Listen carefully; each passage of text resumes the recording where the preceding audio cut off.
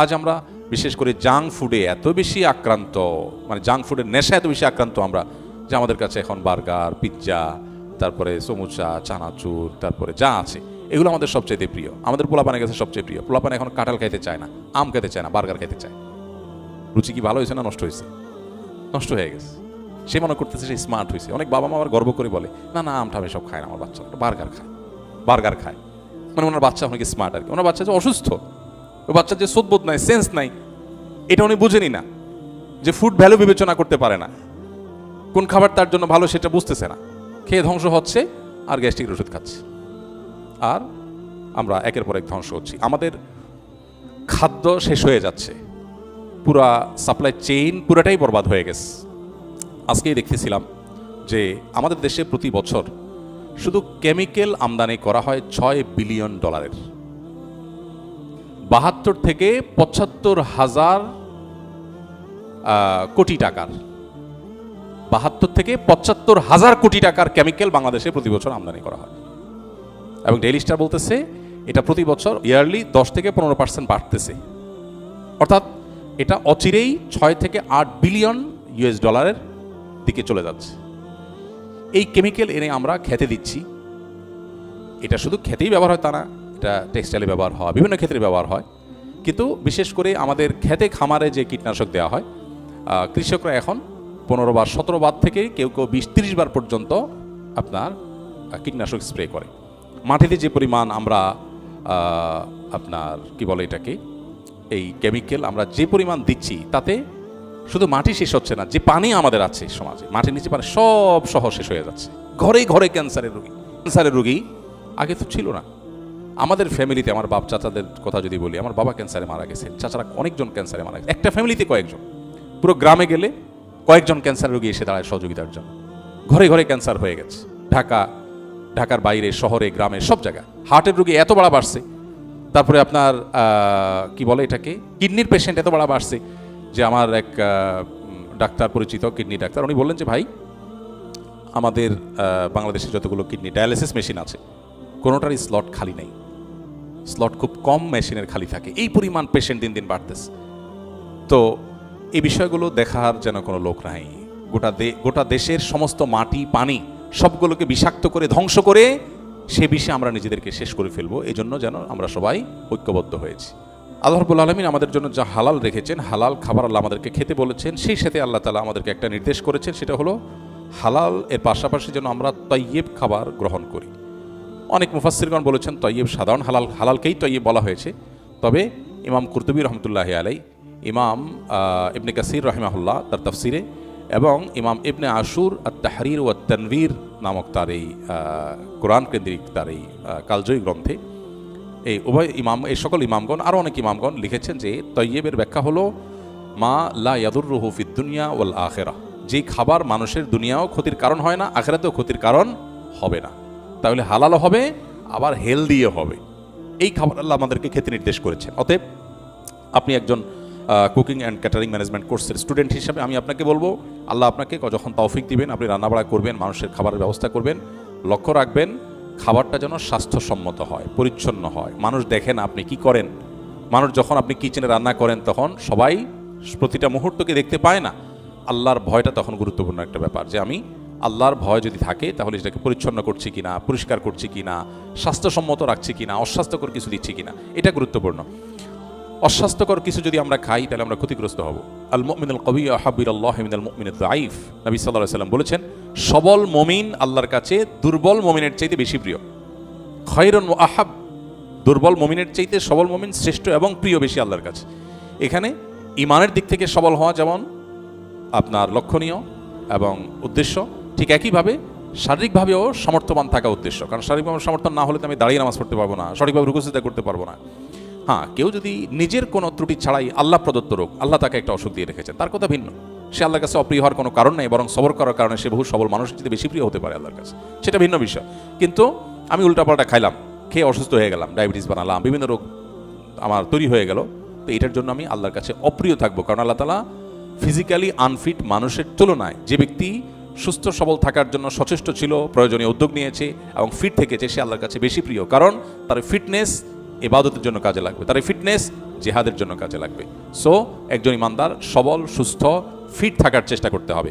আপনি একজন শেফ হিসেবে আপনি চেষ্টা করবেন সেই জিনিসটা, যে মানুষ যে খাবার খাবে তাতে তার ক্ষুধা নিবারণ হবে, আবার ক্ষুধা নিবারণের পাশাপাশি যেন অস্বাস্থ্যকর না হয়, পেটে বুটবুট ফুটফুট না হয়, তার গ্যাস্ট্রিক না হয়, এই খাবারটা যেন ক্ষতিকর না হয়।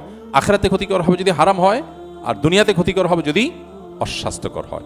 এই জন্য আল্লাহ আমাদেরকে নির্দেশ করেছেন আমরা সেই খাবার গ্রহণ করার চেষ্টা করব যে খাবারে দুনিয়াতেও ক্ষতির কারণ হবে না, আখিরাতেও ক্ষতির কারণ হবে না। আর সেই দিকটা বিবেচনা করে যদি আমরা ফুড গ্রহণ করি, ফুড ভ্যালুকে যদি আমরা এই দুইটা ক্রাইটেরিয়া বিবেচনা করি, তাহলে ইনশাআল্লাহ দুনিয়াও সুন্দর হবে, আখিরাতও সুন্দর হবে। আজ আমরা বিশেষ করে জাঙ্ক ফুডে এত বেশি আক্রান্ত, মানে জাঙ্ক ফুডের নেশা এত বেশি আক্রান্ত আমরা, যে আমাদের কাছে এখন বার্গার, পিৎজা, তারপরে সমুচা, চানাচুর, তারপরে যা আছে এগুলো আমাদের সবচেয়ে প্রিয়। আমাদের পোলাপানের কাছে সবচেয়ে প্রিয়। পোলাপান এখন কাঁঠাল খেতে চায় না, আম খেতে চায় না, বার্গার খেতে চায়। রুচি কি ভালো হয়েছে না নষ্ট হয়েছে? নষ্ট হয়ে গেছে। সে মনে করতেছে সে স্মার্ট হয়েছে। অনেক বাবা মা আবার গর্ব করে বলে, না না আমটা আমি সব খায় না, আমার বাচ্চা বার্গার খায়। মানে ওনার বাচ্চা অনেক স্মার্ট আর কি। ওনার বাচ্চা যে অসুস্থ, ওই বাচ্চার যে সোদবোধ নাই, সেন্স নাই, এটা উনি বুঝেনি না, যে ফুড ভ্যালু বিবেচনা করতে পারে না, কোন খাবার তার জন্য ভালো সেটা বুঝতেছে না, খেয়ে ধ্বংস হচ্ছে আর গ্যাস্ট্রিকের ওষুধ খাচ্ছে। আর আমরা একের পর এক ধ্বংস হচ্ছি। আমাদের খাদ্য শেষ হয়ে যাচ্ছে, পুরা সাপ্লাই চেইন পুরাটাই বরবাদ হয়ে গেছে। আজকেই দেখতেছিলাম যে আমাদের দেশে প্রতি বছর শুধু কেমিক্যাল আমদানি করা হয় $6 বিলিয়ন, 72 থেকে 75 হাজার কোটি টাকার, 72 থেকে 75 হাজার কোটি টাকার কেমিক্যাল বাংলাদেশে প্রতি বছর আমদানি করা হয়। এবং ডেইলি স্টার বলতেছে এটা প্রতি বছর ইয়ারলি 10 থেকে 15% বাড়তেছে। অর্থাৎ এটা অচিরেই 6 থেকে 8 বিলিয়ন US ডলারের দিকে চলে যাচ্ছে। এই কেমিক্যাল এনে আমরা খেতে দিচ্ছি। এটা শুধু খেতেই ব্যবহার হয় তা না, এটা টেক্সটাইলে ব্যবহার হয়, বিভিন্ন ক্ষেত্রে ব্যবহার হয়। কিন্তু বিশেষ করে আমাদের খেতে খামারে যে কীটনাশক দেওয়া হয়, কৃষকরা এখন 15 বার 17 বার থেকে কেউ কেউ 20-30 বার পর্যন্ত আপনার কীটনাশক স্প্রে করে। মাটিতে যে পরিমাণ আমরা আপনার কি বলে এটাকে, এই কেমিক্যাল আমরা যে পরিমাণ দিচ্ছি, তাতে শুধু মাটি শেষ হচ্ছে না, যে পানি আমাদের আছে সমাজে, মাটির নিচে পানি সব সহ শেষ হয়ে যাচ্ছে। ঘরে ঘরে ক্যান্সারের রোগী আগে তো ছিল না। আমাদের ফ্যামিলিতে আমার বাপ চাচাদের কথা যদি বলি, আমার বাবা ক্যান্সারে মারা গেছে, চাচারা অনেকজন ক্যান্সারে মারা গেছে। একটা ফ্যামিলিতে কয়েকজন, পুরো গ্রামে গেলে কয়েকজন ক্যান্সার রোগী এসে দাঁড়ায় সহযোগিতার জন্য। ঘরে ঘরে ক্যান্সার হয়ে গেছে, ঢাকার বাইরে, শহরে, গ্রামে, সব জায়গায় হার্টের রোগী এত বাড়া বাড়ছে। তারপরে আপনার কি বলে এটাকে, কিডনির পেশেন্ট এত বাড়া বাড়ছে যে আমার এক ডাক্তার পরিচিত, কিডনি ডাক্তার, উনি বললেন যে ভাই আমাদের বাংলাদেশে যতগুলো কিডনি ডায়ালিসিস মেশিন আছে কোনোটারই স্লট খালি নেই, স্লট খুব কম মেশিনের খালি থাকে, এই পরিমাণ পেশেন্ট দিন দিন বাড়তেছে। তো এই বিষয়গুলো দেখার যেন কোনো লোক নাই।